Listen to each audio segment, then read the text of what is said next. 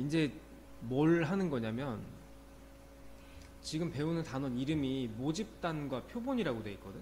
우리가 여지까지 어떤 이 분포에 대해서 배웠고, 이 분포를 통해서 뭐 평균도 구했고 분산도 구했고 표준 편차도 구했었잖아. 근데 이 모든 이 통계 자료에 대한 그 조사는 만약에 예를 들어서 뭐 대한민국이라고 치면 대한민국에서 예를 들면 대통령 선호도 조사를 했다. 뭐 1번 후보, 2번 후보, 3번 후보에 대해서 선호도 조사를 했다고 쳤을 때 우리나라 전체 인구들을 전부 다 대상으로 조사를 하는 거를 전수조사라 그래. 근데 현실적으로 전수조사는 불가능해. 왜냐면 조사를 사람이 할 거 아니야. 그러면은 우리나라 인구가 뭐 5천만 명이 훨씬 넘는데 조사 인원이 굉장히 또 많이 투입이 될 거고, 또 그거에 따라서 뭐 돈도 많이 들 거고, 그래서 이런 이유 때문에 전수조사는 사실 현실적으로는 좀 불가능해. 그러면은 전수조사를 해야 전체를 다 알 수 있잖아. 그럼 이게 불가능하기 때문에 어떻게 하냐면은 전체 중에서 일부를 뽑아. 이 일부를 뽑는다는 표현은 이제 표본을 뽑는다라고 표현하거든. 일부를 뽑아서 여기 있는 거를 조사를 해. 조사를 했더니 예를 들어서 1번 후보가 뭐 가장 많이 뽑히더라. 그럼 이걸 통해서 뭘 할 수가 있냐면 얘를 추측을 하는 거야. 역으로. 실제로 그런진 몰라. 근데 일부를 조사를 해봤더니 1번 후보를 많이 뽑더라. 그래서 1번 후보가 이제 뭐 대표가 대통령이 될 확률이 뭐 좀 높지 않을까, 뭐 이런 식으로 이제 얘기를 할 수 있는 거야. 그래서 제목이 우리 지금 배우고 있는 이 단어 제목이 통계적 추정이야. 추정이라는 말은 사실인지 아닌지 모르겠지만 이제 추측을 하겠다는 얘기지. 그래서 이런 내용이 이제 통계적 추정이야. 전체를 알 수가 없기 때문에 일부를 뽑아서 그 일부를 통해 전체를 역으로 이제 추측을 하는 거다. 이렇게 보면 돼. 그래서 이제 지금까지 했던 것들은 다 뭐냐면은 모집단이라 그래. 지금까지 했던 거. 전체를 대상으로 했던 거야. 여기까지는. 이거는 이제 우리가 수학 문제에서 푸는 것들은 진짜 팩트가 아니라 그냥 가상으로 해놓고 이제 한 거잖아. 그렇기 때문에 이제 모집단이라고 보는 거고, 지금부터는 이제 표본을 뽑아서 그 표본을 가지고 모집단을 이제 역으로 추측하는 내용을 배울 거야. 그래서 이제 표본이라는 게 참 애매하거든. 이 표본을 어떻게 볼 수 있냐면은 예를 들어서 그 대통령 선호도 조사를 하는데 보통 전화로 전화가 많이 온단 말이야. 그러면은 내가 이제 청주에 사는데 청주 지역만 내가 전화를 했다고 쳐봐. 그러니까 우리나라는 약간 좀 지역에 좀 특색이 있으니까 청주를 전화를 했더니 뭐 몇 번 후보가 좀 아무래도 유리하게 작용을 했다면 그거는 이제 사실 조금 팩트라고 보기엔 좀 어렵지. 그러니까 이런 식으로 해서 표본에도 약간 문제는 있어. 이 추출이라는 말이 있어.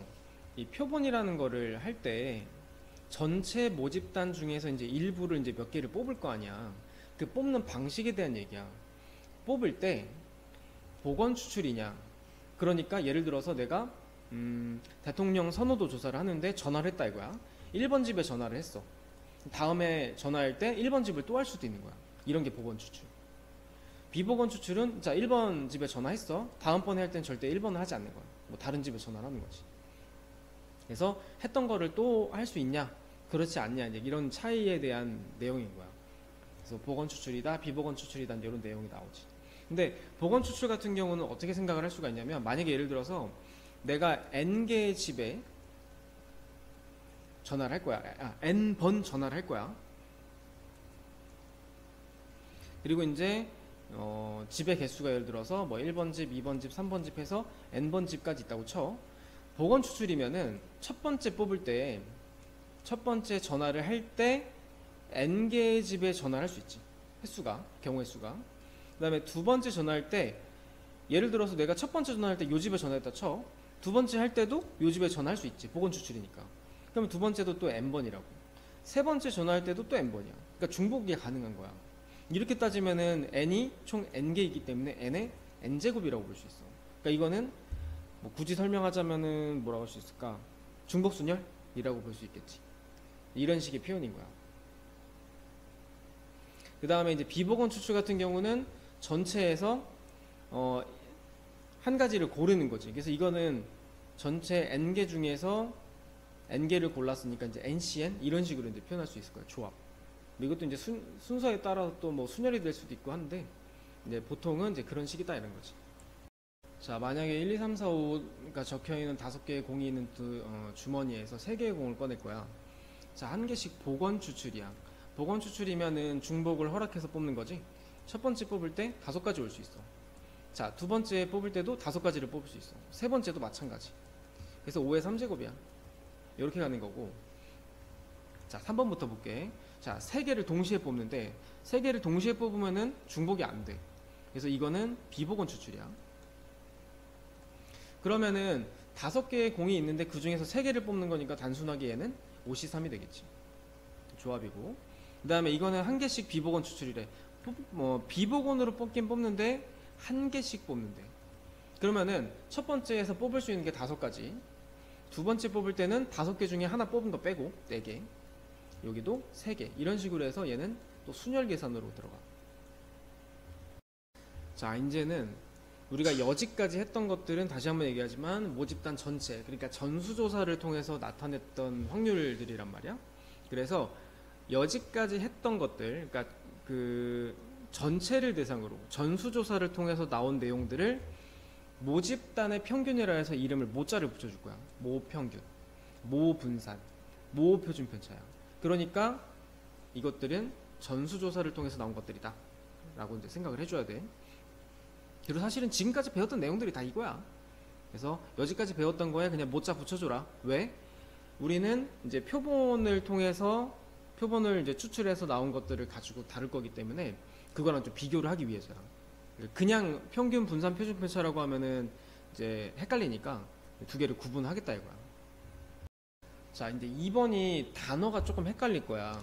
자, 모집단에서 이미 추출한 크기가 n개인 표본을이라고 돼 있어. 요거는 무슨 말이냐면은 우리가 아까 그 추출한다 그랬었지. 표본을 추출하는 방법에 대해서 뭐 복원 추출도 있고 비복원 추출도 있고 이제 여러 가지가 그 두 가지가 있었잖아. 근데 그것들의 첫 번째 상황, 예를 들어서 경우의 수가 아까 복원 추출 같은 경우는 n의 n제곱계였었잖아. 이 경우의 수들의 첫 번째 어떤 한 가지의 경우를 x1이라고 하자 이거야. 두 번째 경우는 x2. 이렇게 따지면은 여러 가지 경우의 수가 나올 거 아니야. 이 경우의 수들의 평균치를 나타내는 거야. 다 더해.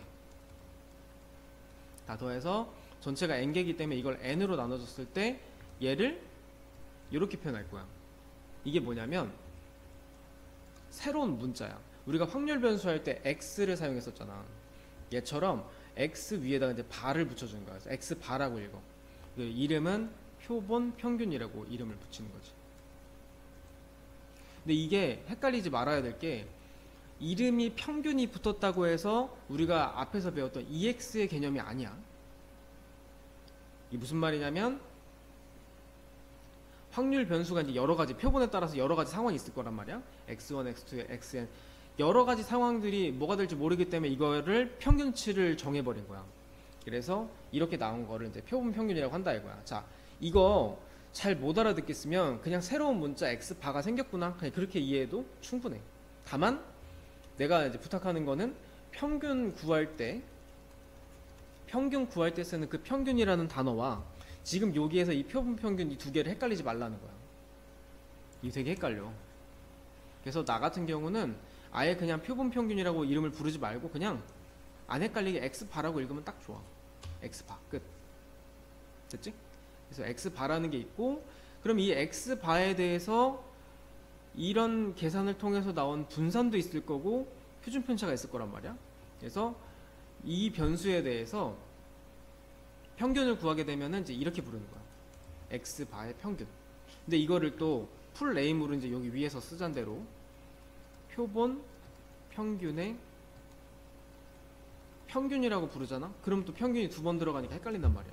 그러니까 그러지 말고 그냥 그러니까 x바의 평균 이렇게 부르라고. 새로운 문자에 대해서. 그리고 이제 요 밑에 있는 것들은 x바의 평균, 아니 x바의 분산, 그 다음에 x바의 시그마 이렇게. 이런 새로운 문자를 배울 거다 이 얘기야. 자, 그러면 이제 모가 들어간 모평균은 EX야. 우리 아까 했던 거, 여지까지 했던 거. 그 다음에 모분산.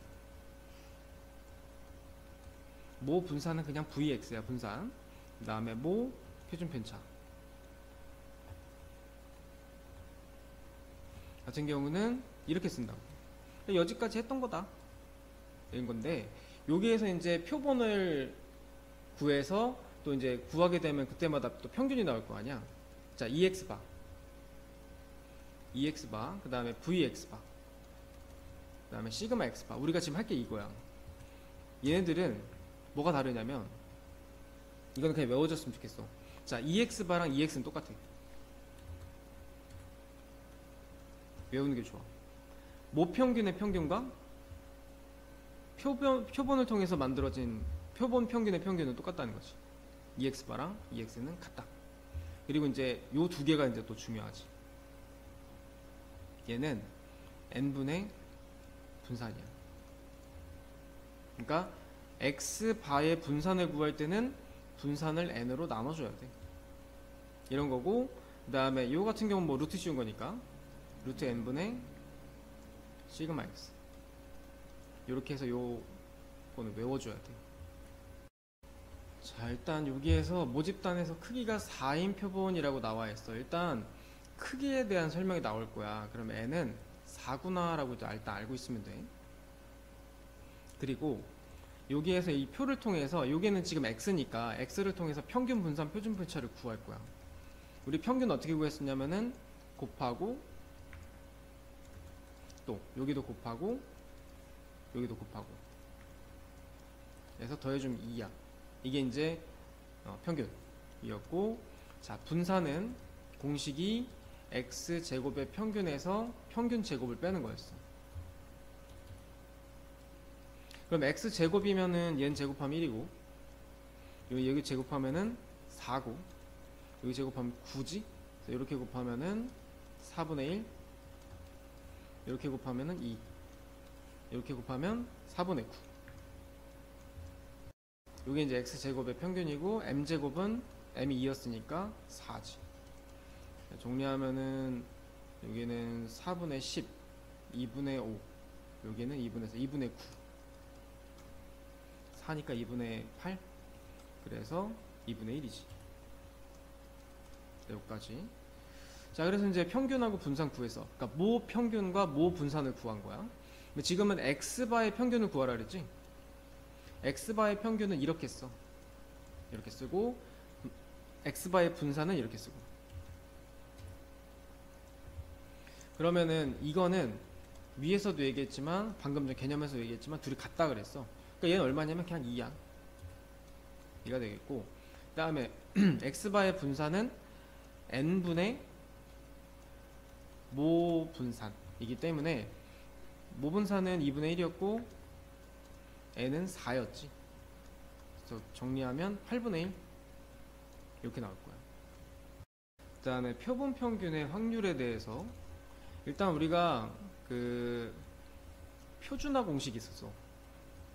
이것도 잠깐 설명을 하면은, 우리가 표준화 공식을 할 때는, 표준화할 때 바뀌는 문자가 z잖아. z 구하는 공식이 시그마분의 x-m이었어. 근데 지금은 문자가 x바가 주어져 있단 말이야. 그럼 x바를 또 이제 이런 식으로 공식으로 또 바꿔줘야 돼.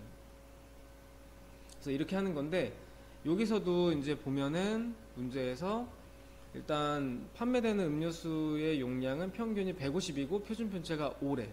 이거는 또 이항분포를 따라가지. B의 평균은 150. 아, 이항분포가 아니구나. 잠깐만. 분포지. 평균은 150. 그 다음에 표준 편차는 5가 되겠지. 이렇게 되는 거야. 그래서 이 중에서 판매되는 음료수 100개를 이미 추출해서, 그러니까 n 값은 100으로 시작하는 거지. 그러니까 문제를 잘 읽어야 돼. 문제에 보면은 평균이 150, 표준 편차가 5다라고 나와 있잖아. 이건 뭘 얘기하는 거냐면 모집단에, 그러니까 모평균, 모표준 편차를 얘기하는 거야. 그러니까 정리해 보면 EX는 150, 그 다음에 시그마 X는 5고, 그 다음에 N은 100인 거야. 이렇게 문제에서 알려줘. 이걸 가지고 이 X바의 범위를 이제 Z를 바꿔가지고 풀으라는 얘기야. 일단 X바가 지금 이렇게 돼 있고, 여기 평균들, 잠깐만. 여기서 조심해야 될 게 뭐냐면, 여기 평균이라고 써 있었잖아? 이 평균은 의미가 뭐냐면, 여기 X가 아니고 X바기 때문에 이거야. 그리고 여기도 시그마라고 돼 있지만, 시그마 X가 아니라 시그마 X바야. 실제로는. 그러니까 이 문자에 따라서 옆에 평균과 표준편차도 그 문자에 맞춰서 바뀌어줘야 돼. 그럼 EX바는, 자, EX바는 EX랑 똑같다 그랬으니까 150이야. 여기는 그냥 150으로 가고, 그 다음에 시그마 X바는 아까 이제 공식대로 시그마 X바는 루트 n분의 시그마야. 그러니까 n은 100이니까 여기는 10이고, 시그마 x는 5니까 여기는 2분의 1이겠지. 자, 그래서 이제 식은 이렇게 되겠지. 여기에다가 x 바의 바가 이제 149일 때, 여기 149 대입하면은 마이너스 2 나오겠다, 여기. 그래서 요거는 마이너스 2로 바뀌고, 151 대입하면은 여기는 2로 바뀌고. 이거 구하는 거지. 자, 이거 이제 그림 그렸을 때 마이너스 2부터 플러스 2까지 여기를 구하라는 얘기야. 그럼 이 같은 경우는 확률이 0.477이었어. 여기도 0.477이고 이쪽도 0.477이야. 그럼 둘이 더하면 끝나지. 그게 답이네. 자, 어느 비행기 탑승객의 짐의 무게는 평균이 18kg이고 표준 편차가 4kg인 정규 분포를 따라가고 있다. 일단 첫 번째, 여기서 이제 알 수 있는 거, 평균이 모평균 얘기하는 거야. 모평균이 18이고, 그 다음에 표준 편차, 모 표준 편차가 4kg인 거야. 이 상태에서 이 비행기 탑승객 중에서 n명을 이미 추출할 때, 이게 추출한다라는 말 전에 있는 게 모집단에서 나온 평균 표준 편차들이고, 그리고 이제 추출한 이후에 대해서는 X바에 대한 내용으로 이해를 해줘야 돼. 일단 n명을 추출했대. n이 뭔지 몰라 일단. 그렇고 여기 요 문장을 좀 밑줄을 정리를 하면, 자, X바의 확률이 17kg 이상 19kg 이하인 확률이 0.8664래. 이렇게 됐다는 거야. 그래서 이거를 가지고 n 값을 구하라는 얘기지. 일단 여기서 중요한 게 뭐냐면, 이 표를 통해서 알려면은 z를 바꿔야 돼. 표준화를 또 해줘야 돼. 자, 원래 표준화 공식은 시그마 분의 x-m이었는데 지금은 문자가 x가 아니라 x바지. x바기 때문에 이 평균도 이 문자에 맞춰서 이렇게 구해줘야 돼. 여기도 마찬가지. 시그마 x바. 근데 EX나 EX바나 똑같다고 배웠으니까 여기는 평균 그대로 대입하시면 되고, 평균 아까 18이라 했지. 그 다음에 여기는 시그마 X바는 루트 n분의 시그마라 그랬어. 그래서 시그마는 4라 그랬고 n은 뭔지 모르고, 그래서 이 자리는 그냥 루트 n분의 4야. 이렇게. 그래서 이걸 보고 이제 이 표를 좀 바꿔줘야 돼. Z로. 자, 그럼 17 대입해보면은, 요게 X바에다가 17 대입해보면은 마이너스 1이지? 루트 n분의 4분의 마이너스. 그러니까 정리하면 마이너스 4분의 루트 n이야. 그리고 19를 대입해도 부호만 다르지 똑같아. 이렇게. 그러면은 이제 이 값이랑 이 값이 똑같다는 거 알 수 있지? 그래서 그림으로 봤을 때는 이제 이런 모양의 좌우가 똑같은 값이 나올 거기 때문에 이 넓이나 이 넓이는 같아. 그러면 똑같은 넓이 두 개를 합쳐가지고 이렇게 나왔다는 건 나누기 2를 해봤을 때, 나누기 2 하면은 0.4332거든? 이 0.4332가 이제 한쪽의 넓이란 얘기야. 그러면 이제 이거를 Z에서 얼마를 찾아야지 0.4332가 나오냐를 봐야 되는데, 0.4332는 1.5지. 그러니까 얘가 4분의 루트 n이 1.5인 거야. 그러면 양변에다가 4 곱하고 제곱해주면 36 나오겠지. 정답은 36.